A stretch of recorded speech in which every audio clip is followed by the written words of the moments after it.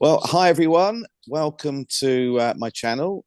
This week I've got Kelli Harding chatting to me. Hi, Kelli. How are you? Hello. I'm doing well. How are you? I'm good, thank you. Um, the reason for getting you on was actually because I saw an interview that you did on YouTube a while back now, and I realized that you know a lot more about the Cabbage Patch Yeah. Oh, and the reason that word's used and it really is. So I wanted to chat to you to find out if you could well really expand upon what you were saying and share some of your knowledge with us. So I guess the first thing to ask you is what your understanding is of the word cabbage and why you think it might be used with regard to Cabbage Patch Kids and repopulation and so on. yeah, absolutely. So, I came across the videos on YouTube about the Cabbage Patch postcards and it just there's just a bunch of question marks in my head of what does this mean? Like, what is this? They're so odd, you know.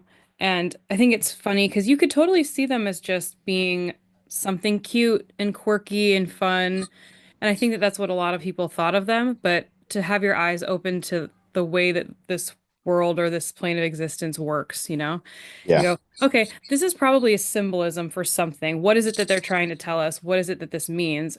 Um, and then, so I have got, Mind Unveiled's book here, The yeah. Cabbage Babies, and they had basically collected as many of these postcards as possible, and they categorized them, and they just put them out there so that you could see what what they were about and try and figure out more about them.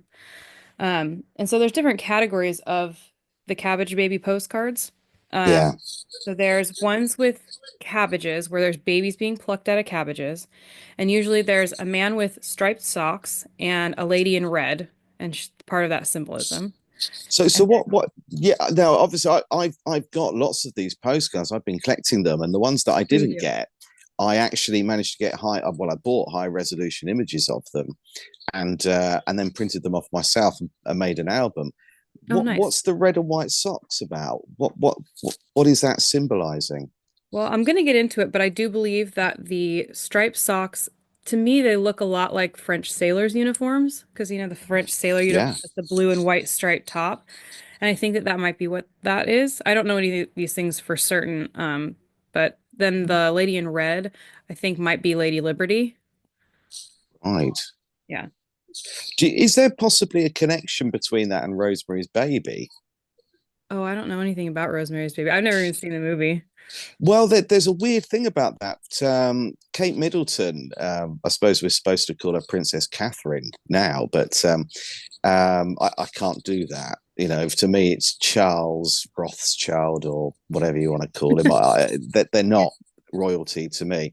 But Yeah. when they had their first baby, she came out of the hospital, this private hospital, um, and she was holding the baby and wearing the same dress from the film Rosemary's Baby, and everyone at the time said that's dark. You know what's that symbolizing? And I Hmm. just wonder if there is a connection with Rosemary's Baby and the red dress being featured in those postcards. Ooh, maybe What I'll have might to be? look into that. Yeah, I'm going to now Yeah. as well. Sorry, carry on, Kelly. Sorry. No, no, you're good. I love it. So yeah, my thing of going into it was, okay, I'm gonna tear apart all the symbolism in these things and Mm, try and figure out what they mean. So individually, what you're looking at is the cabbage postcards, and then you have the lady in red plucking babies out of water. There's a lot of those ones, babies in boats, babies yeah. on lily pads, babies in wells, babies being um, picked out of trees, being carried around in buckets. So there's a lot of that sort of symbolism. And then there's babies on trains being transported, or babies being flown by stork, and the stork is a symbol symbolizing the postal service, is what stork symbolizes. And then you've got babies populating empty cities, so they're just all over the place doing baby things, and there's no adults, there's no one else there. And then you have ones where there's babies on a farm, so they're like riding on cows and drinking milk right out of their udders and things like that. And then there's Have you? another, oh, Sorry, sorry. Kelly. Have you seen the postcards with? I put them on. I know we're friends on Facebook, but I don't think you go on that often. But I put some up the other day where they were actually drinking and riding sheep, drinking from and Okay. riding sheep. I've not Yeah. seen those before. Not sheep. Okay. I don't, yeah, I don't know about getting milk from a sheep. I was actually Mm, looking up, well, I'll go into it in a little bit, but looking up like how you would feed cloned babies, like what would you feed them? And, can you just feed a brand new baby, animal milk? Is that safe? Or when did they invent formula and stuff like that? So I'll go mm, into that in a minute. But the other set, and I think these are separate, but the other set of postcards are the repopulation postcards. So, and you have some of those in your book too, but like, people, the babies in socks, and it says, these babies are for sale in yeah. French, and the ones with like putting cabbage seeds and rose seeds into a machine and like the babies are coming out of it. That one specifically, I think connects these two groups, but I'm first gonna talk about the first set. So not the repopulation postcards, but babies in water, babies in cabbages, babies on a Yeah. farm.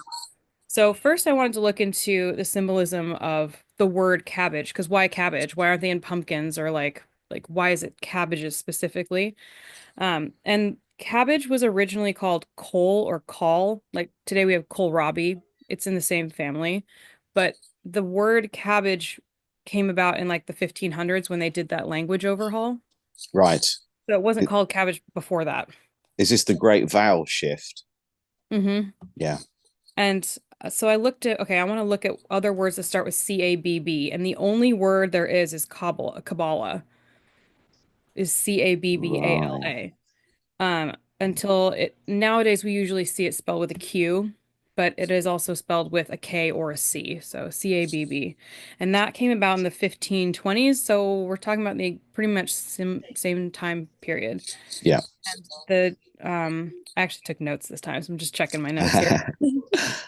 But Kabbalah comes from the word kibel, which means to receive or accept. So if we're looking Right. at a cabbage as something as like a receiving vessel to receive or accept, Right. Right. that might be where that comes from. Uh, Yeah. and that's just my opinion, but if that's the only word that also starts with C-A-B-B. Well, the sort of narrative that I picked apart is so weak, and that was that people thought that it represented a womb. What? And that there were layers to it that peeled away, and I thought, well, really, I mean, anything like that with that sort of you know philosophy, if you like. I mean, really, you'd be talking about an onion. Yeah. So I thought that one was pretty poor. Yeah. So that's just looking at visually what does a cabbage look like, but cab means head, and so that's another reason why it could be called cabbage because it looks like a head, right? Right. But that's just C-A-B. And then other words that start with cab, you got cabin, which is like the head of the ship, right? And um a cabochon is a polished gemstone that's like rounded on the top. And caboose, which is the last train car, and it's also a ship's cookhouse is a caboose. Right. So, so I went through like every word I could find on my etymology, which is like etym online, so my app, and then just Googling and looking, and then that's pretty much all I found. And then later, I was looking into maritime admiralty law, and I was looking for a book on maritime admiralty law, and I found a book on cabotage. And that I was like, oh, okay, let's look into this. What is Yeah. cabotage? This is what fascinates me, and this is Yeah. this is what I heard you talking about on YouTube um, a while back now, and this really fascinates me. Yeah. And well, it blew my mind that I'm like, okay, well, I looked everywhere for words that start with CAB. Why did I not find this one? And what I have found is most of these terms that are used in maritime law, you won't find in a dictionary and you won't find online if you're looking. You have to specifically look for maritime law terms. Right. And a lot of these words that they use in maritime law, we use normal day to day, but we have a completely different meaning. And I like to talk about just as an example of having two words that we use all the time, but they have different meanings, and maybe one of them is kind of obscured. I really like this one, and I've never told anybody about this one yet. But Okay. the word great. right? We've Yeah. got, we know that great means someone that we look up to or someone magnificent. Magnus, which is actually my son's name, means great. So those kind of go together. But there's another, and then we have like things like the Great Fires. Yeah. Like every city had a great fire. Well, why are we calling them great? Because they Yeah. were big, they were destructive. Yeah. Yeah.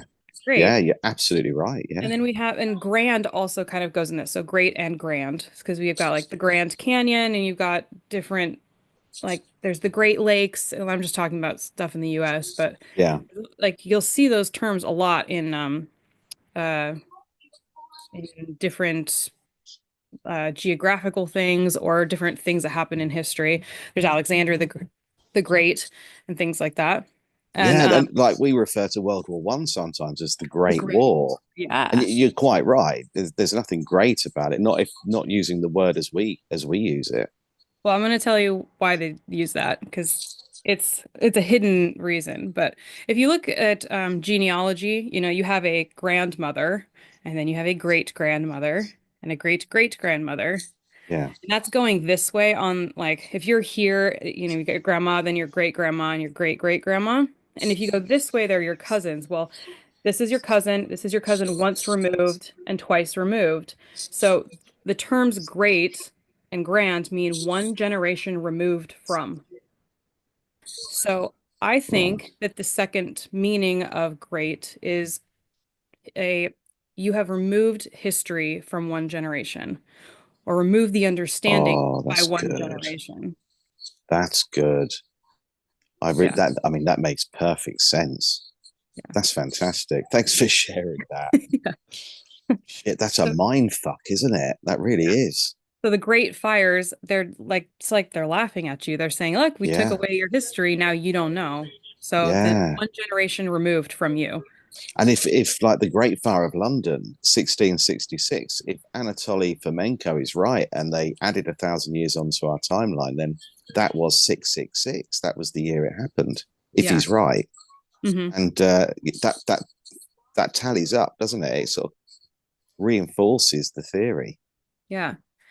Um, so if you start looking into the terms used in maritime admiralty law, you're going to find a whole lot of words that you use for something else. And it's super fascinating. And each one you got to kind of pull apart and think about and see how, because they're not all going to be as direct as great, the word great. But Yeah. um, so cabotage law is, and I'm just going to read it right off of Wikipedia here because it's just easier that way. Maybe if I can get it to come up. No? Okay. All right. I didn't save. Cabotage law, cabotage law has to do with it was originally for shipping, but it now encompasses not just water shipping, but air travel and land travel. And it has to do with nation or country A coming to the port of nation B and how goods can be unloaded and then transported through the country. So those are cabotage laws. So to conclude, and that's like a really basic, it gets really in depth and confusing, but basically it's how a country can ship stuff to another country and then through that country. This is And this is a term people just won't have heard of before. no, I'd never heard of it. No. And it's just something you don't think about, unless you're in that industry, because So is it possible then that the Cabbage Patch Kids or Cabbage Patch Babies that is to do with the trap? They're called that because that is to do with the trafficking and the movement of, of babies. yeah, that's what I think another part of the hidden symbolism is that like Clever. so if we look back and we're looking at the first category of these postcards, we've got cabbages. So we've got to receive or accept cabotage. So the man with the striped socks who's farming them, he's the nation A, and then the lady in red who's receiving them, she's nation B or Lady Liberty. So it's, Yeah. so that's like all the immigrants that came over. Also, these postcards were popular between 1900 and 1920, Yeah. but they depict a time prior to that. So they're depicting like the 1850s, 60s, Yeah. the 1900s. So they're from a time sooner than when they were popular. So it's almost like they're saying, this is what we did. See? Yes. Yeah. Yes, of course. So then you have the babies being plucked out of the water. Well, that's cabotage because they're being taken out of the water. So that's why there's a lot of Right. water symbolism. And then being moved across in trains, that's just transport, Yeah. you Yeah. know. I suppose there might be a little bit of a connection there to the orphan train movement, It could be. possibly. I know that happened later, but Yeah. um, I mean, that maybe it's just a coincidence, but there's definitely some synergy there. Yeah. So that's what I have as far as the Cabbage Baby postcards. But then I know that you want to talk about cloning or the potential for human cloning. Yeah. Now, obviously, we've spoken about this before, and like I said to you, I think I've gone so far into it that I can't not see this as a cloning exercise. But every day's a school day, and I these are theories, and you've obviously you've got my book, and I say throughout that, and often on posts, that this is just what I think. What do you think? Um, so Yeah. where are you with the whole cloning? Is it do you think there's something in this? Do you think that those Cabbage Patch babies were cloned, or where do you think they came from?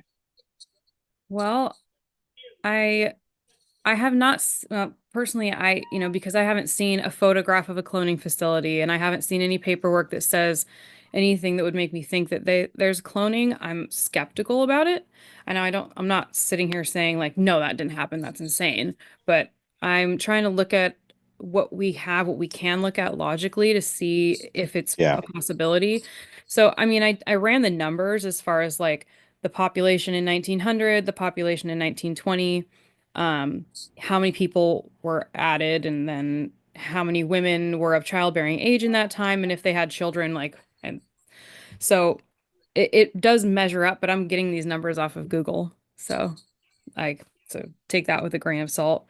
If every woman of childbearing age in 1900 had two children, then it makes sense. Obviously, that's not the case, and some had more and some had less, but Yeah. and then that means that what 14 million people immigrated to the US between 1900 and 1920, and then the numbers kind of add up.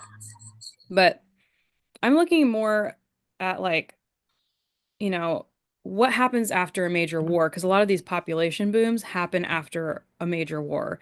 So Yes, they do. Yeah. in the Yeah. US, like if we look at the Civil War, like Mm. what was going on in the country and maybe what was the mindset of people. So, if we're having the Civil War and all these young men are going off to get killed or to fight, you have to think of the mindset of the women involved.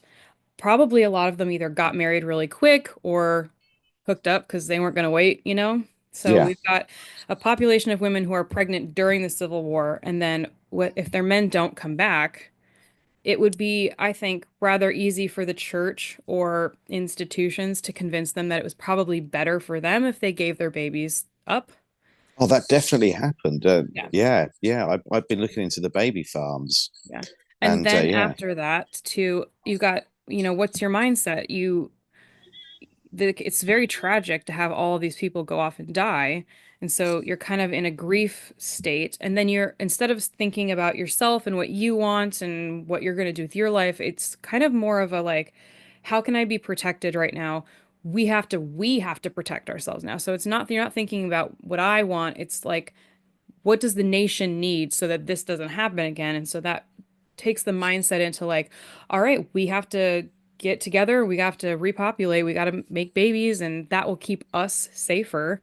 So I think that that might be one of the reasons why the population booms happen after war. Well, Yeah. and you got a great, like you're a woman and you don't have any rights and you can't vote and you can't, make money for yourself. You're gonna marry the next guy you can and stay with them because that's your, financial safety net at that Yeah. time in history. Um, but then you look at like the 1950s, yeah, women that had rights, but still like, you know, there was a big population boom then and they didn't have to be, I suppose. It was like a population boom because of um because of prosperity in our Yeah. country anyway. I But was reading about the Lunacy Act, and one of the reasons that when the Lunacy Act was introduced, and one of the reasons you could be committed, which instantly meant obviously that you'd lose your children, in this particular instance, was losing your husband at war. So if your husband was killed in war, you could be committed to that. So at least in Britain, and then obviously the children became custody of the state or property of the state. right, right. If you don't have a husband to protect you because you have no rights, like your children could be removed from you for any reason at Yeah, all. Yeah, yeah, it's terrifying. yeah. Yeah. And so, and I think that because there was a lot of, famine, like the Irish potato famine happened, and a lot of people Yeah. immigrated over. Um, and then those people, they didn't have rights, so their children could be taken from them, because they're signing things. They don't know what they're signing. I So I think that think that, that example. Sorry, Kelly. I think that no, go the ahead. Irish potato famine. I think was that was a little bit too similar to the pandemic that we had in 2020. I think that this was actually purposely done, and to get people to emigrate and to cause the knock-on effects and what followed from that. I think all of these things, whether it's the cholera outbreak we had here, I think lots of things have been done that it's not just an accident or a coincidence. Oh, absolutely. Because I mean, if you just look at what was done to, American Indians, Mm, Um, it took one generation to completely take out their entire language, a lot of their languages. Some of them are surviving, but you just all you got to do is take people away from their ancestral homelands or what they know, and they lose their history. So if you're mm, continually upending people's lives and making them move and having things be unsure, you're traumatizing people and you're keeping them from being able to own their own land or to keep stability, which is how you build wealth. Like if look at what rich people do, they keep everything in their families and they keep, yeah, they've got the big giant mansions or, that they've taken over or whatever, but they keep everything in the family. But if you look at what's happening now with all the big fires like Maui and then the Palisades and all this stuff, and like people are yeah, being moved and it's traumatizing and they have to go somewhere else and start over and everything starts over again. I think they've been doing that for a really long time yeah, you know. Yeah. yeah. I agree. I And agree. the great resets. Yeah. Mm, yeah. Yeah. So do you think then that all of these things that have happened have been done so as I call them, the parasites could actually take control of the children and then redistribute them and kind of almost start history again, but with Hmm. everybody speaking English. And Yeah. I spoke to someone a little while ago that was originally from an indigenous tribe. That was their background, and she was moved to Canada. She was actually taken and moved to Canada. She thought she was going on holiday, and they told her she'd be gone a couple of months and she was going to go with auntie and uncle, and it wasn't. She didn't know these people, and she never came back. And she moved from family to family. At one point she was sold, and she was beaten until she lost her accent. So not only did she have to speak English, but she had to speak with a Canadian accent and was beaten until she was able to do that. Yeah, that's horrible. Mm, It's horrible. And I think about a lot of times the way that, each generation seems, in my opinion, to be trying to do better than their parents and their grandparents. mm. But if you really look at like how immature seeming our great grandparents must have been for the things that they were doing to our grandparents, it makes you wonder if they had parents at all. You know what I mean? Or if Mm-hmm. they were raised in just absolute chaos or with horrendous abuse. A lot of people I've spoken to, I put a shout out to anybody that couldn't trace their genealogy, their ancestry back more than a few generations, and I was inundated by people telling me that once they got to the great grandparents or the great great grandparents, that there was nothing, and so many orphans. Oh, my great grandfather was an orphan, or my grandfather was an orphan. His wife was an orphan. Yeah. Um, My grandpa was an orphan. Yeah.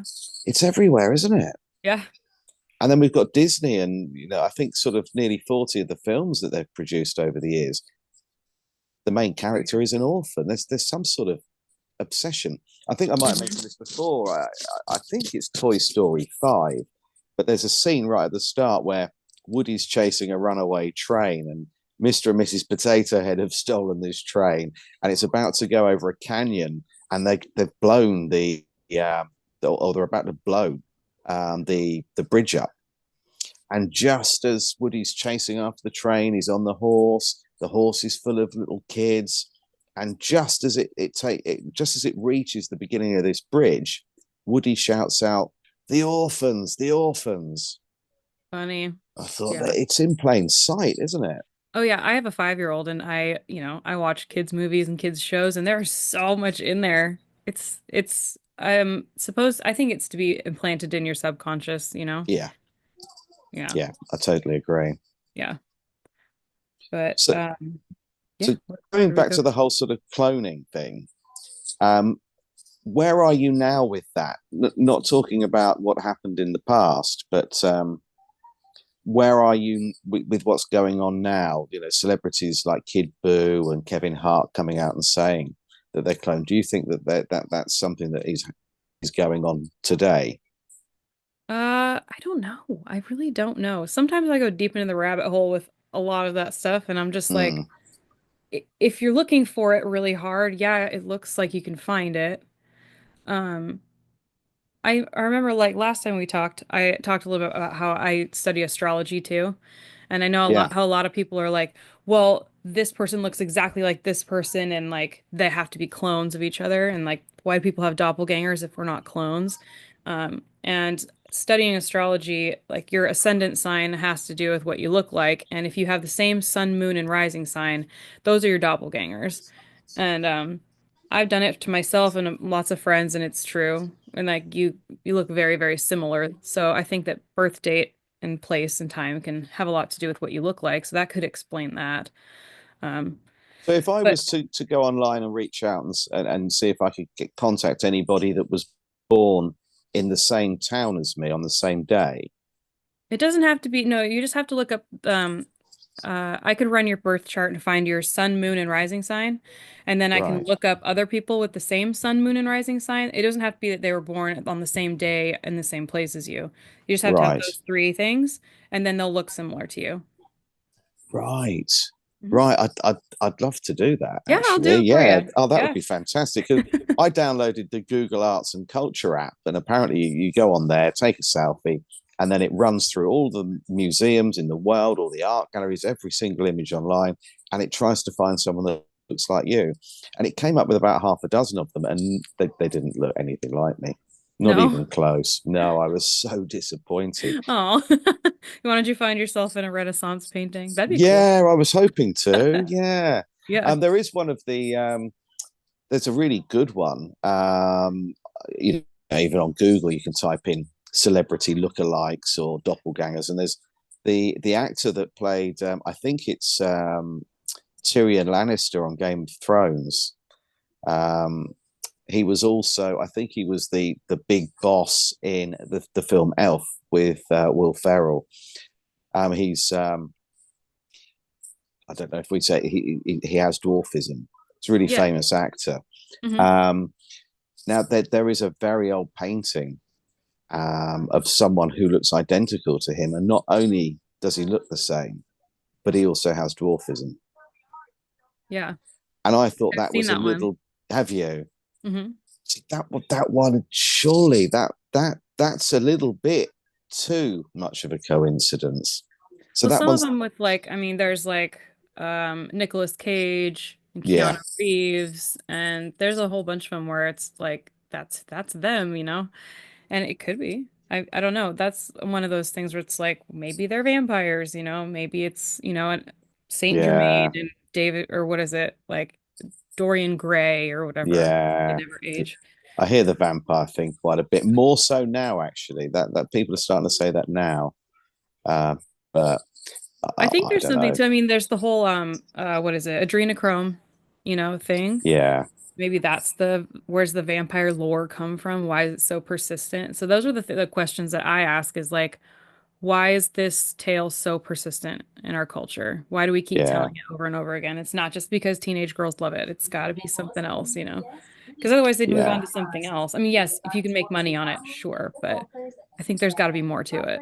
yeah. I think you're right. I mean, there was the series of films Highlander, and that was in plain sight. This guy's immortal, and of course, here in Britain, um, Charles has actually come out and said several times. I know that you can go online and find this out, but he's actually said it several times that he is a descendant from Vlad the Impaler. Oh, really? Count Dracula. Yeah, Yeah, that's Dracula. yeah. Well, you know the portrait, the first portrait that he had painted of himself, and it's super creepy and it's all Oh red and yeah. You see it's like Baphomet when you join them together, and it's so creepy. yeah, Come yeah, it on. is, isn't it? Yeah, Yeah. that's really strange. I mean, for it to be that accurate, and anybody out there doesn't know what we're talking about, it's worth looking at the painting that King Charles had done. It was a couple of years back, wasn't it? Hmm. And it's all red, isn't it? Just very. It's actually for a bright color. It's a very dark painting, and I think Yeah. someone had sort of chopped it in half, um, and then sort of flipped it, hadn't they? Joined them together, chopped the painting in half, joined them together, and it's Baphomet. Ooh, I haven't seen that. I'll have to look that up. Mm, Super creepy. yeah, yeah, yeah. So literally, I think they'd gone from the side of him. They cut the painting at the side, because there's quite a lot of background, a little bit to me here, um, and they'd cut it and then literally flipped the painting, so they brought two together, Yeah. and that's when you were able to see it, Well, see, and the then things that are you cool really about do that see it. is if they're doing it with those things, then they're doing it with other things. Yeah, It's a lot of like, we're telling you, but we're not making it completely clear, but we're showing you.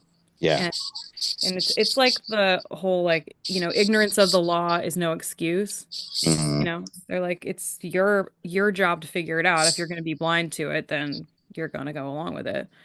One of my favorite ones is the American baseball pitch, which is if you look at one from above, it is the Masonic set, square, and compass, Oh yeah. and that one is so blatant. Yeah. But sorry, we're sort of digressing a little bit, aren't we? No, there's so many topics. It's so fun. I love it. We were talking about the two different types of postcard. We had the repopulation, and obviously we were talking about the symbolism in the ones with the red and white striped socks and the red dresses. Right. The water ones as well.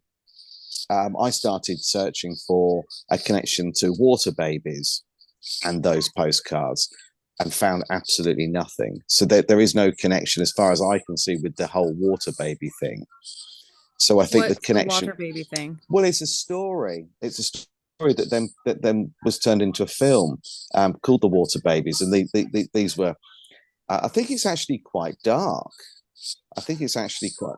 I can't remember it exactly, but I think it's children that would lure people into the water, and then obviously Oh, they'd okay. drown.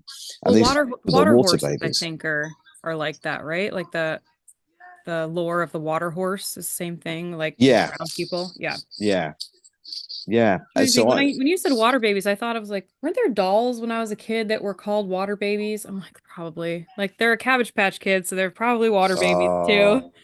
oh, that's a The good one cabbage as thing's been well. put in our faces, I mean, over and over again. Yeah, Like because in the 80s we had the Cabbage Patch Kids. In the 90s we had Ann Geddes, who was this photographer who just take like the little premature babies and put them in flowers and vegetables, and they're in cabbages too, and take pictures of them. And she was super popular for like calendars and posters and things like that, you know. yeah, And nowadays too, like the LOL surprise dolls are really popular, and those are babies and eggs. Like so it keeps going. they They just keep keep telling us. recycling it. Yeah, and Yeah. and and I suppose the narrative would be that it's a winning formula. So they're just reinventing the wheel all the time. But it's not, is it? It's much more than that. Yeah, it's weird. You Yeah. actually think about it. It's weird. I can't remember the name of the Ice Age film. I can't remember which one it was. It was one of the later ones, but it'll come back to me in a moment. But one of the later Ice Age movies, there's a character called Buck, Hmm. and I don't know if you've seen this one, but there's a tree trunk, and he pulls out of the tree trunk a cabbage with a pumpkin in it, and Oh then yeah. he brings it out, and he says this is Bronwyn, this is a baby, and he talks to it as a baby, and I thought, there it is again. It's everywhere. But the Cabbage Patch story is really, really interesting, and I know Mind Unveiled, who published that book that Yeah. you've got there, which is fantastic. I mean, they've done some brilliant work. They did a YouTube podcast where they actually went to the Babyland Hospital, Yeah, which and is in Georgia, and it's at an yeah, old plantation house. It's like this massive mm, old place. And it's just creepy. It reminds me kind of like the Disney ride, the It's a Small World, where there's all like the little moving parts, and it's yeah, but it's creepy, and there's babies and cabbages, and there's crystals, and like they have to, what is it weird? They get like a shot, and like it's a magical something that they get a shot of. Imagicillin, Yeah, magicillin. Imagicillin, So yeah, weird. and then sometimes they get another one of TLC. Yeah. And their one's born every hour, and they get a name, and they all have Mm, to name Xavier Roberts on their bum. yeah, Yeah. yeah. And his story is he brought a book out, didn't he, or something, and it said that he travelled through a waterfall. When he managed to get through the other side of the waterfall, there's just rows and rows of cabbages, and one of the cabbages suddenly gives birth, and this baby comes out and says to him, "Please take us somewhere and find us parents, or we'll have to go and work in the gold mine." Oh yeah. Yeah, you know the word minor? You minor, Yeah, minor, yeah, minor. Why is it the same word? yeah. That's so true. And then you got like what is it? Snow White, the dwarves, the seven dwarves. Mm, They're actually supposed to be children, you know? yeah, It's like children work in mines.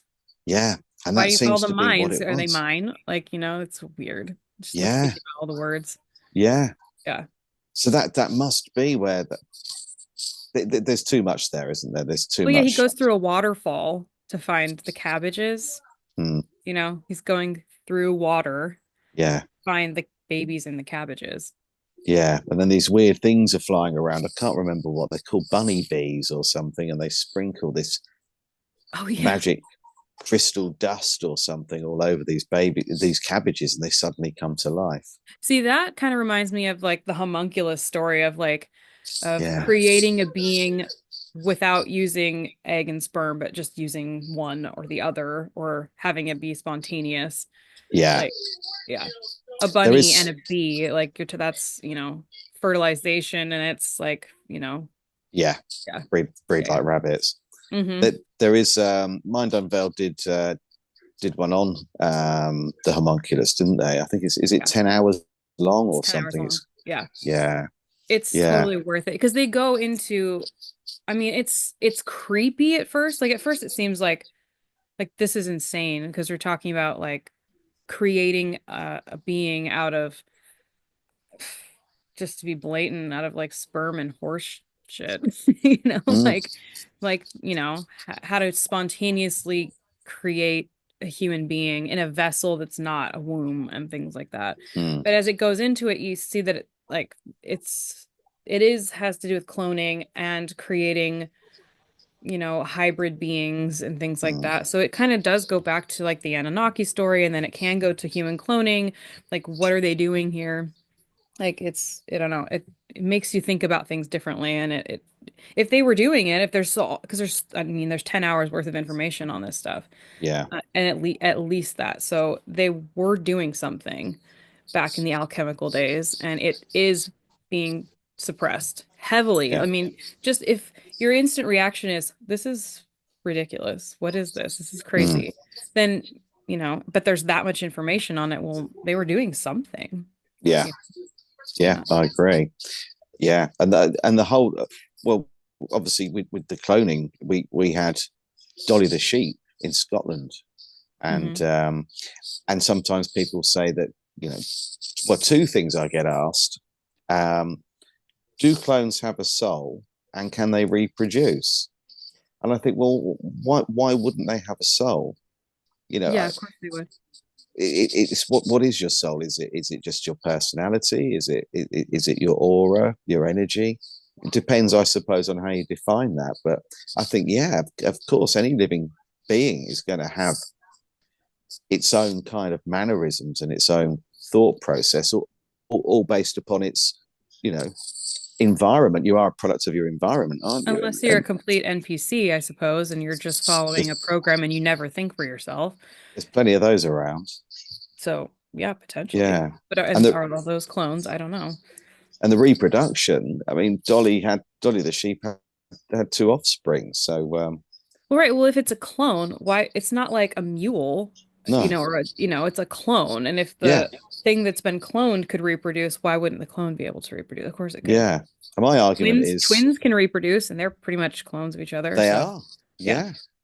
And if you think about it, you know, if you can clone Dolly the sheep, and since then they've cloned monkeys, apes, horses.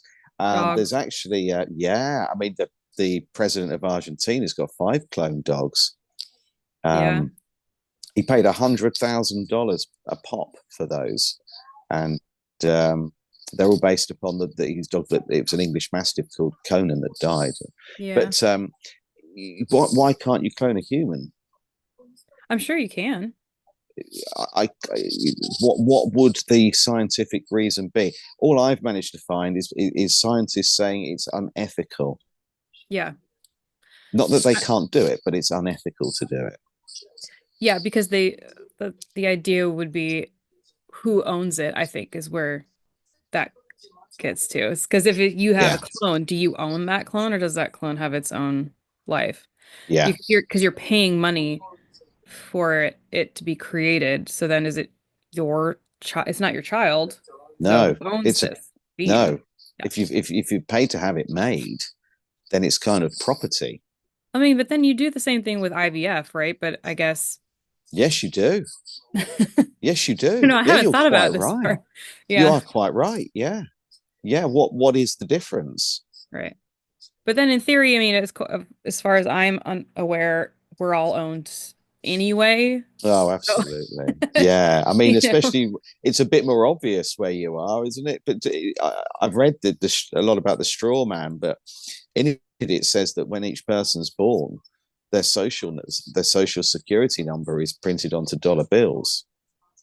well, it's like I don't know if that's entirely true. It's the idea is that when you're born, you get a birth certificate, and that certificate has a number on the back. So your social security number is the bank account number, and then there's a routing number. And so your potential, like because you breathe, you have value, and therefore you have an amount of money that gets created because you exist, and Yeah. your birth certificate is then it's owned by the Vatican. The Vatican owns all our birth Yeah. certificates. So Yeah. that then it is sold on the other stock market, the human stock market, uh, and your work potential, your life potential is sold. And that's kind of how that's set up. I plan on being an expert on this someday, but it is really hard to wrap your head around some of these Yeah. ideas. But as far as I know, it's all real because I'm watching friends of mine exit themselves from the system, and it's step by step process, and they're figuring it out, and it's pretty cool. But it is also pretty scary for a lot of people because they're like, Yeah. well, what happens but what about there's no social security and Yeah. there's no welfare then. You are completely responsible for yourself if you exit from the corporation. Yeah. A lot of people are scared of that, and I get it. Yeah. It's a different Yeah. mindset, but So I think that's the idea, isn't it? That we're supposed to be scared. They want us in fear. They want us dependent on a system that actually is only designed to hurt us. well, they don't Take even our want us to know about it. They really don't. Yeah, It's no, so convoluted, you know. But yeah, they're telling us through things like the Cabbage Patch postcards, you know. They're Yeah. telling us that we're owned, but we're just not getting it, you Yeah. know? Yeah. I totally agree. Yeah. Yeah. Is there anything else you're currently looking into? Um, right now I'm working on a podcast where I go through all the ways that photos can be faked. Right. Because Is this that's I'm super the interested in that. so are we talking here like Vanilla Skies? Hmm. Yeah. Yeah. Vanilla Skies, cutting and pasting, the fact that they use glass plate negatives, and then Mm. also miniatures. Is you know how there's always that one guy who loves trains and has like the miniature trains set up, you Yeah. know? Like what's that about? And like around the turn of the century through like the 1940s, I think, a lot of people's hobbies were to create miniatures, you know, little, Yeah. you see like in Beetlejuice, he's got like the whole town, Yeah. but Yeah. also like dollhouse type things and like Yeah. really, and they would have, competitions and, people would really like, this is what their hobby was, is making little miniature scenes of things. Well, if they look good enough and you take a photo of it with a film, you can pass it off as if it was the real thing. And I've kind of found ways to be like, okay, like that's a toothpick, that's not a tree. And Right. yeah. So that's another way that photos can be faked is they use miniatures and cutting and Right. pasting and vanilla skies. Yeah. Um, and well, I'm gonna like go down because most people don't have any idea how film works anymore. And so you're like, because you focus once when you take the picture, you focus it again when you use the enlarger to print the photo. And Yeah. so you can easily hide things and blur things, and then you can, if their negatives are like big glass plate negatives, Yeah. so they use etching and they dissolve parts of it so they have like a piece, and then they'll put them together, and make a scene. So there's all these different ways that they could fake photography. And then I Yeah. mean stuff like this is going on in the night like in 1900, and this is all, Yeah. you know, uh, you know, pieced Yeah. together with different photos. And so everyone who's like, they didn't have Photoshop. Well, they did, kind of. They did. Yeah, Yeah. absolutely. That's one of my favorite postcards of them all. That one from actually the Cabbage Patch Babies. That's one of, I think, one of the best ones out there. Have you Yeah. seen the ones where they're not just growing babies in the cabbage patches, but also you've got monkeys, pigs, and Pigs. dogs, and yeah, Yeah. yeah. Now Mhm. that's strange. I mean, what do you think that that's suggesting? Well, my opinion about pigs specifically is that pigs are human. Yeah, Or no, I'm with you on yeah. that. Totally. Because if you What? look at them evolutionarily, like the evolutionists are trying to figure out at what point chimpanzees diverged off and became pigs because they're more closely related to a chimpanzee than any other animal. And I'm not entirely sure, but they might be the only hooved animal that doesn't have a multi-chambered stomach. Like most hooved animals eat grass, and Yeah, that's it. But pigs will eat anything, yeah, anything at all. And they have human-like eyes, human-like skin. People are actually getting kidney transplants from pigs now. yeah, yeah. Heart Um, valves, all sorts. yeah, and then, Yeah, the Old Testament and the Quran say don't eat it because it's not yeah. clean. And What there's do they also term it as?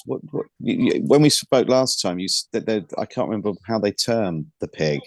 they say it's unclean. It's an unclean animal because I think because of it eats whatever. Yeah, So, I mean, in the Old Testament, it also says not to eat like sea creatures that don't have scales. So, like, don't eat crabs and shrimp and stuff like that because they're bottom dwellers. They'll eat mud, yeah, yeah. basically. I tell people this all the time. You're Yeah. eating something that eats shit. Yeah. You know, don't we Yeah. take enough shit as it is without eating it? Do you know what I Yeah. mean? And last time we talked, I brought up that there's beef bacon. I just found this out and I've had Yeah. it and it's great. So, but you can't find it. It's so hard to find, but there is bacon that they make out of cows. And so you can find that too. Told my wife about this beef bacon. We need Yeah. to find somewhere that sells beef bacon. Yeah. I would check out, I don't know if you guys have them. We have a lot of them here, but they're halal grocers. Yeah, I mean, I don't know. I mean, right now we're in Salisbury, which is famous for the cathedral and a couple of Russian spies that were found dead on a bench outside here a few years ago. Oh, wow. Um, so I don't know, but we'll certainly have a look. But where we live in Devon, um, finding a halal is going to be quite difficult. Oh, is it Yeah. Devon where you said that if you went to the pub and tried to tell people about this stuff, they'd probably beat you to death or something? Yeah, that's it. Yeah, yeah, Yeah. absolutely. So a friend of ours said that why didn't I arrange to? I did a talk in Birmingham on Tuesday night, Oh, nice. and it was brilliant. I mean, I was supposed to talk for an hour, but I spoke for 4 hours. Nice. Oh, People just that's fire great. questions. Well, don't get me wrong, they were paying me to talk, but and then at the end, I had to do a book signing and stuff. But they were absolutely engrossed. I didn't have anyone interrupt me. No one. They just sat there, and then they all wanted to speak to me. Even when I tried to go for a pee, they were they were still wanting to talk to me. And I went outside for a cigarette, and they came out with me, and Yeah. it was amazing. If I and someone said to me, "Why don't you do that here? In Devon, why don't you do it here?" I said, "Who would come? Who Yeah, would come?" people that want to, fight you, Yeah, yeah. Unless I'm And going that's to not talk what we about, want. cider or farming, um, then just not going to be interested. And they Yeah. would, I'd be in the stocks tomorrow having fruit and veg thrown at me, or yeah. It just wouldn't work. Yeah. So yeah, we're a little bit behind the times where we are in Devon, but it's countryside. We're right by the sea. It's very pretty. The air's clean. It's a little bit warmer. We get half an hour more sunlight than most of England does, because we're slightly nearer the equator. So Yeah. it's a nicer place to be for your well-being, but you are slightly out of society, really, mainstream Yeah. society. And if we were in London and you organised a tour, if it's, let's say, me and you hired a venue and we were doing this on a stage right now, it would be rammed, it would be packed, people would want to come. If me and you were where I live, then we'd just be talking to ourselves. We Yeah. wouldn't I need to mean, hire I don't anywhere. blame people because if you don't have the freedom to or your eyes haven't been open to this stuff, of course you're not going to Mm. care about it. I feel pretty lucky that, I jumped down some rabbit holes and found this stuff. And for me personally, when I found out about Tartaria, I was like screaming it from the rooftops, like, That was my how next question. how is nobody excited? Like, there's a whole country or nation of people that we've not been told about. Like, and people are like, I don't care. Have you seen the game? Or I'm like, Yeah, this yeah, is the most important thing that's ever happened to me. yeah. And this is all I want to do is investigate history now. And I don't understand how other people can't, but that's okay. It's not for When did everybody. so that was actually my next question to you. So when did you discover Tartaria? I discovered Tartaria probably 2.5 years ago. How? Yeah. How did you come across it? A Mind Unveiled video popped up on my YouTube feed, and I was kind of just taking in all information on conspiracies and all sorts of stuff, and I was like, Tartaria, like, what is that? And it just, oh, I remember going to work. I was working at a restaurant, and I just remember like being like going into the kitchen and being like, guys, and having them just be like, okay. And I'm like, what do you mean, okay? They're like, go back to work. Yeah. It's But strange, isn't it, that people don't. Oh God, I've got to share this with you. Sorry, my eyes are watering. Since Monday morning, I have driven from literally the bottom of England to the middle of England, and then back down, and then sideways. I've slept in 4 different beds, and I've driven for, I don't know, it must be clocking on now 20 hours of driving, oh my and gosh. I'm just completely burnt out, and my eyes, I think it's just like my eyes are starting to water. Yeah. Um, but today we were in Bath. I mean, now I'm in Salisbury. A few hours ago we were in Bath, and I don't know if you know of Bath, but it's a 2,000-year-old Roman city, and Oh, that's so cool. it's apparently, and it's built on these huge thermal springs, and they used to bathe in them. And Oh yeah. we went in there today, and this Oh, good. steam it's incredible. But Yeah. what they did, apparently, what they did in 1738, in 17, beg your pardon, in 1778, they built a hospital that was based upon water treatment right in the center of Bath, this huge Tartarian building, the Greco-Roman style building. You can clearly see it's Tartarian. It's absolutely huge. It's now derelict. No. And it's right in the center. And I decided to do a bit of digging. I took some photographs. I went around the back. I mean, it was closed off, but I managed to get around the back without anybody paying any attention. And I found a strange building there. And when we got here to Salisbury, I jumped online and I thought, right, I'm going to look on Wikipedia and I'm going to see who they claim the architect was. Oh, yeah. I found his name. And this was so easy. Normally it takes me a lot longer to do this. I typed his name in. I found the same person. I found the link on Wikipedia, so I cross-referenced it to make sure it's him. They said that they built the building, I think it was 1778. He was born in 1778. The architect they credit it with was born the same year. On their own website, where it states the year it was built and the name of the architect. You click on him, born the same year. He came out with the blueprints already. Yeah. I then found another website and I went onto that one to double check it. They said it was built a year earlier. Yeah. Before he was born. You'll find a lot of that. Oh, I do a lot, but that was brilliant. I mean, I found loads in Australia and in America. But that's the first time I've actually found one where I've been there the same day, researched it, took a picture of it, and thought, shit, we're not talking. I found them when they're like the architect was 6 or 9 years old, but actually the same, so blatantly wrong, almost like they got lazy. Yep. And I guess that's what happens. Screenshots and pictures of all of that, because with AI at some point, I think they're going to start going through, having AI go through and like fix these things. Yeah. So you got to keep, which is, I think personally, I think this is kind of how they change history is what something will happen, like a fire happens. And then as those people that experienced it start to get old, they change a little bit of the history. And then a couple of years later, they change a little bit more of the history. And so eventually, 30 years, 40 years down the line, they can change all of it. And we'd have no idea. No. I guess they could have, all we need is the internet to crash, don't we? We need some sort of war, some sort of terrorist attack, but a cyber attack. And the whole internet shuts down and then it comes back up, a day later, a year later, whatever, but we lose it for a period of time. And meanwhile, they tidy everything up. But I keep getting told that it was the CIA that leaked the information, or someone got the information on Tartaria from the CIA. I do have the document. And I've said to people before, I'll send it to you. If anybody wants to see it, this is, you can go online and find it, but I'll send it. If they want to see it, this is where it was all exposed. But so someone in the CIA leaked it on the internet.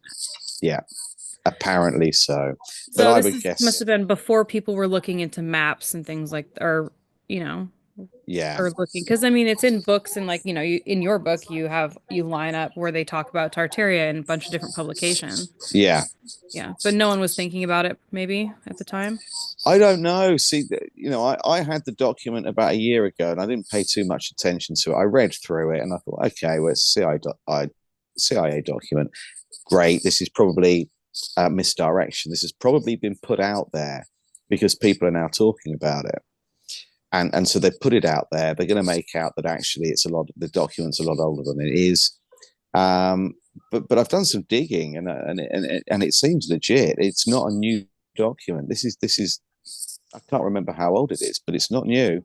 This document was written some time ago, and with the sole purpose of wiping Tartaria off the map. They didn't want, and the pages of history, and also the Freemasons as well. I've got a document that was from the Freemasons saying that a particular group of people had been put together to actually wipe everything and to go everywhere to do that. This was throughout the world to actually remove everything.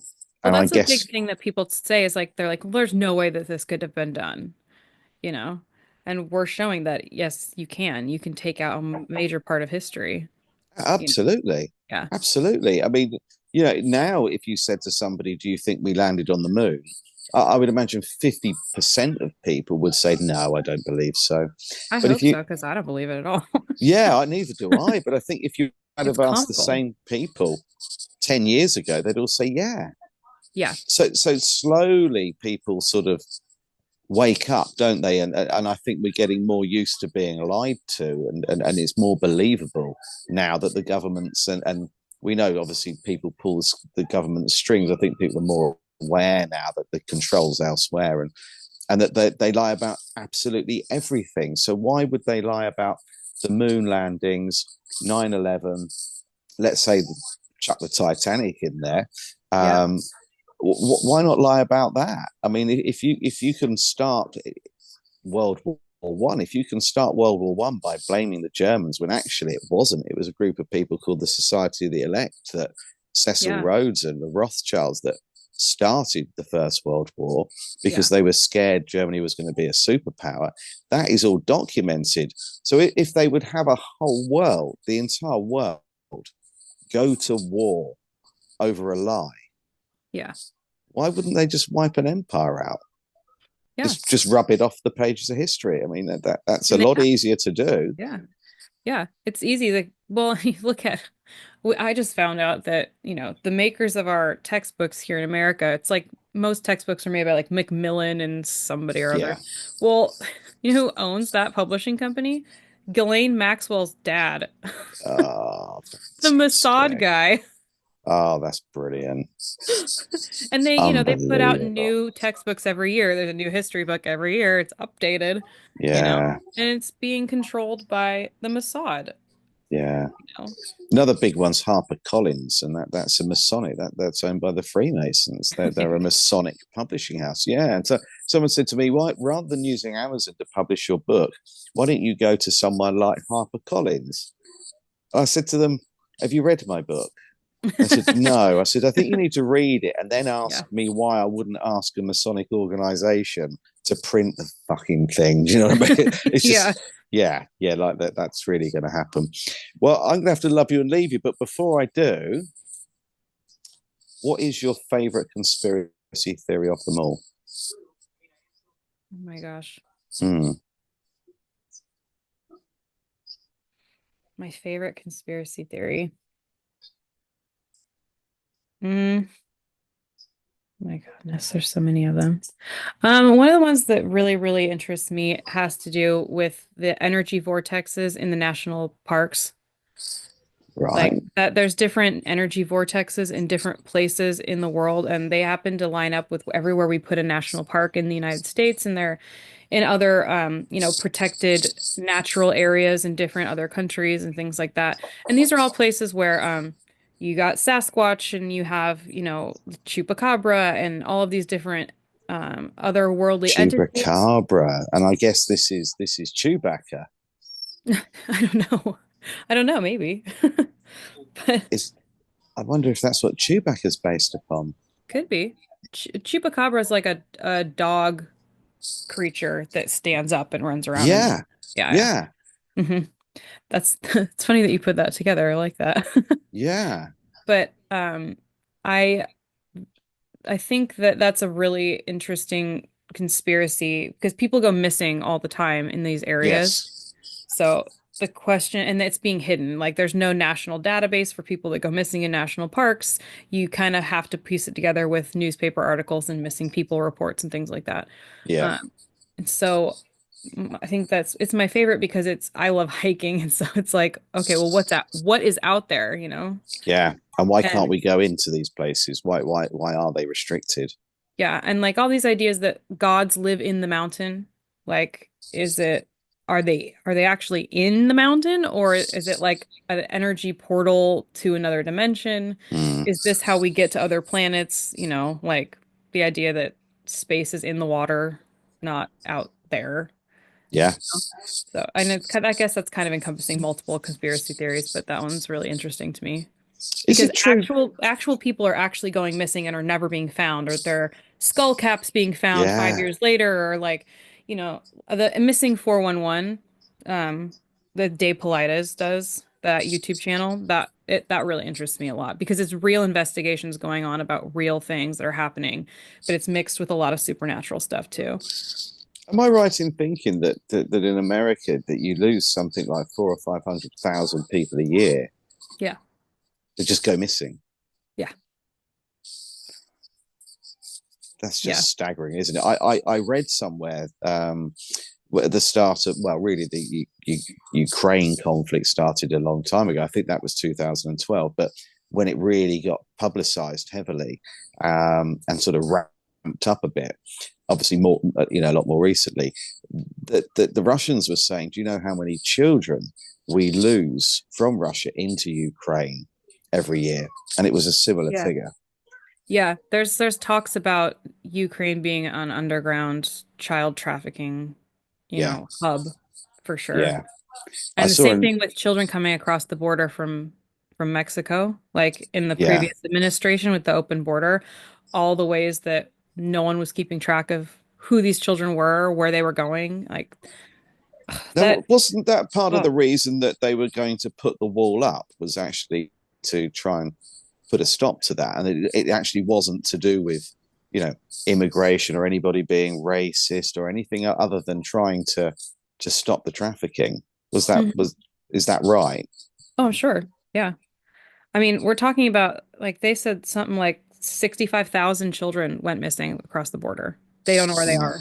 No idea. And no one's keeping track of it. That makes me like so angry. Like anything to do with kids, just or sex trafficking, anything like Yeah, that. It's yeah, and then you get into like the Balenciaga whole the deal with that and like all of that weird, creepy, satanic stuff, yeah. Pizzagate and stuff like that where it's just like Oh man, yeah, I it makes me so angry because I know it's probably true. yeah. Is And that is being a all of this mom. sort of yeah? I think that makes the I think that makes it worse, doesn't it?